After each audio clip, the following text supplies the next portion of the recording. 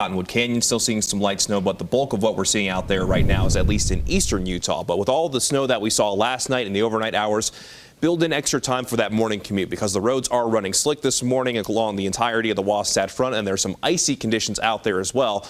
But in eastern Utah, where we've seen steadier snow throughout the early morning hours, there are some snow-covered roads. So again, this morning, no matter where you're traveling to, if your commute's long enough, chances are you're going to run into some slippery spots. The storm system that we've been talking about over the last couple of days, it's now beginning to move away into Colorado. This is a look at the bigger picture when it comes to the water vapor. But there's still that wraparound moisture still impacting the easternmost portion of the state. High pressure is going to be building in today. We're already seeing clearing skies in spots, and we'll be looking at partly cloudy skies for most by this afternoon into this evening. But as quickly as we see that high pressure build in, there's an upper level low pressure that is on its heels. And by tomorrow, we're going to be talking about more active weather across the Beehive State. We'll get to those details in just a moment.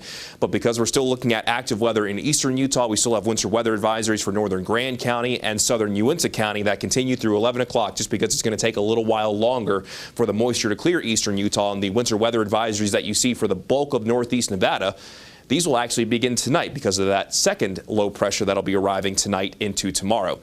Let's go ahead and take a look outside first, though.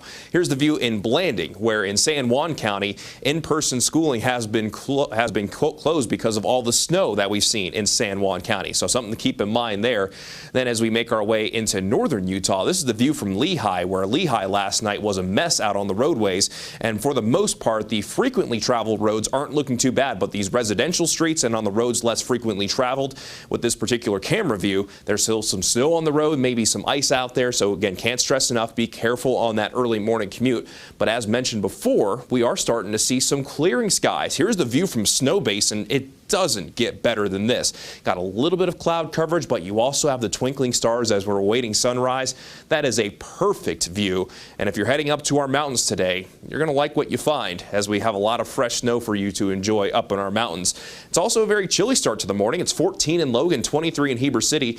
We're sitting at 29 degrees in Salt Lake and 29 in Provo, while we're at 32 degrees in St. George. So most of us are starting below the freezing mark, and those daytime highs not going to be moving much through today, with most climbing to the low and mid 30s along the Wasatch Front, 32 in Ogden.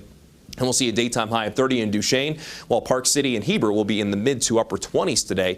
Then as we make our way into central Utah, 27 in Nephi, 31 in Oak City, 41 in Green River. And in eastern Utah, it's just going to take a little while longer for those snow showers to clear. So we'll hold on to that chance into the early afternoon in areas like Blanding and Monticello, then clearing throughout the afternoon. But outside of that, we get partly cloudy to partly sunny skies with a high of 27 in Bryce Canyon and 43 degrees down in St. George. Let's go and begin the FutureCast. 9 o'clock this morning, high pressure building in. Once we get into this afternoon and evening, shouldn't see too many issues for the Wednesday evening commute. But this high pressure going to quickly move out of the way into tonight, allowing our next system to move in. And from tomorrow morning into the afternoon, we'll see snow showers spread across the entire state, with likely starting to see a little bit of rain down in St. George by tomorrow evening.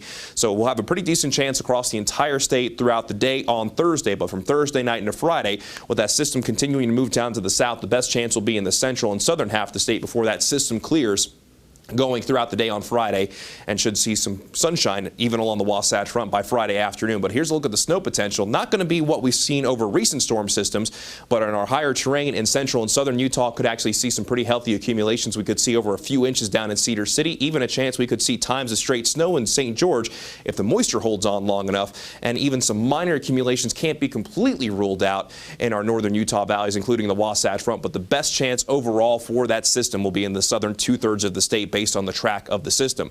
In St. George, we'll be looking at dry skies for today. A chance of rain tomorrow, a slight chance early on Friday, maybe some wintry mix or some snowflakes mixing in, then dry Saturday into Sunday.